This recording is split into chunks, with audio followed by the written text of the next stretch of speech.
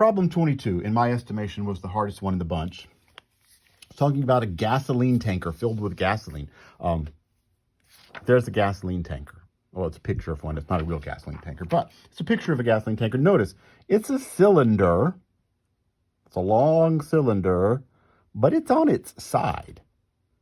Gas tankers don't travel vertically like that cylinder. Gas tankers are on their side. So in problem number 22, talking about the gasoline tanker filled with gasoline, we've got a cylinder on its side, right? We've got a cylinder on its side, not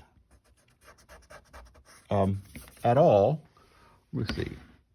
That is really light. You can't see that. A cylinder on its side.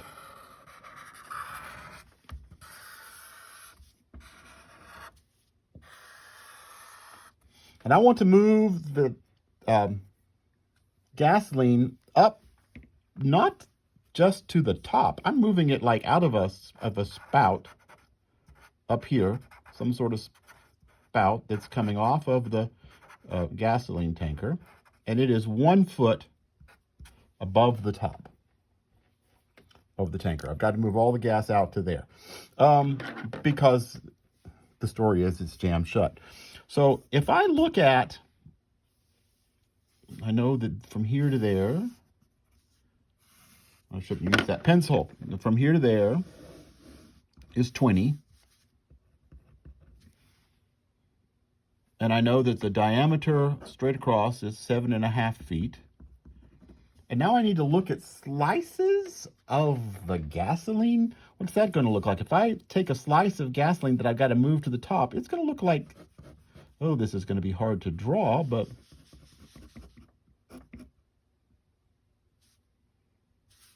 yikes, what am I doing?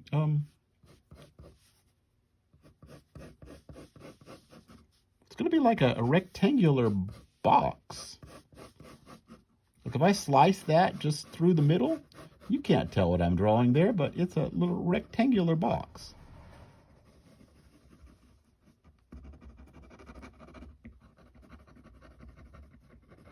Rectangular box.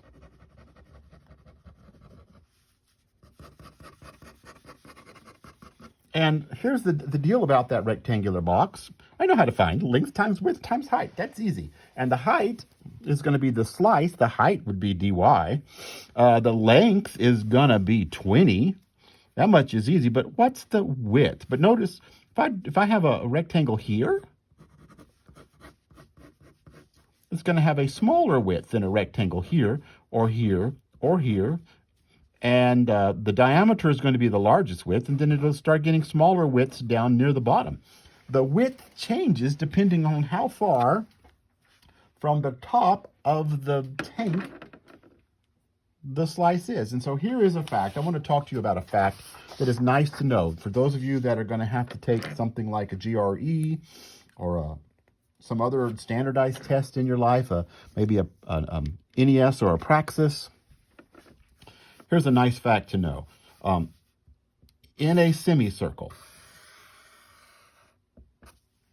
if you have a semicircle and you have a segment perpendicular to the diameter, this is a nice fact to know. Perpendicular, and it splits the diameter into two pieces. Let's call them A and B. Here are some facts from high school geometry.